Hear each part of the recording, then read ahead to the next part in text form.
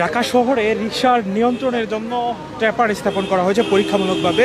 আপনারা দেখছেন একটি রিকশা কিন্তু সেই ট্র্যাপার অতিক্রম করার চেষ্টা করছিল এবং সেই ফাঁদে পড়ে কিন্তু কিছু এই রিকশা একদম ফাঁদে পড়ে গেছে। দেখছেন যে চাকা কিন্তু একদম ভিতরে গিয়ে ঢুকে গিয়েছে।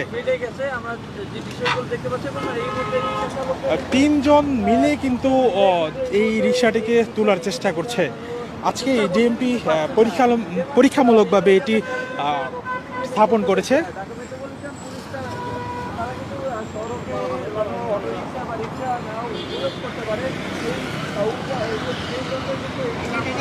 দর্শক বলে রাখছি যে নির্দিষ্ট কিছু সড়ক রয়েছে, যে সড়কগুলোতে রিকশার নিয়ন্ত্রণ কমাতে অর্থাৎ রিকশার নিয়ন্ত্রণের জন্য কিন্তু ডিএমপি এই ব্যবস্থা পরীক্ষামূলকভাবে করেছে। যদি ডিএমপি বলেছে যদি সফল হন সেক্ষেত্রে কিন্তু অন্যান্য যে সড়কগুলো রয়েছে যেগুলোতে রিকশার নিয়ন্ত্রণ করবেন সেইগুলোতে কিন্তু স্থাপন করবেন।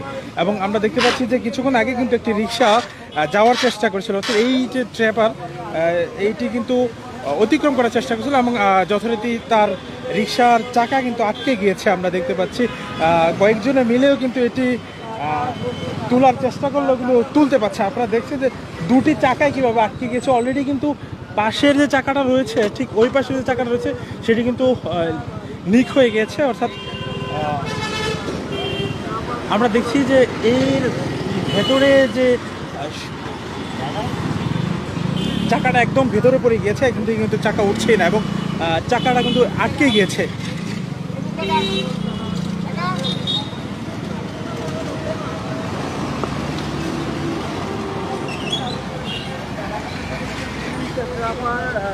তিনি ট্র্যাপারটি দেখেছিলেন, রিকশা চালক যিনি ছিলেন তিনি কিন্তু ট্র্যাপারটি দেখেছিলেন। দেখার পরেও তিনি এই ট্র্যাপারের উপর দিয়েই তার রিকশা চালিয়ে দেন এবং যথারীতি যা হবার তাই হলো যে তার রিকশাটি কিন্তু আটকে গিয়েছে।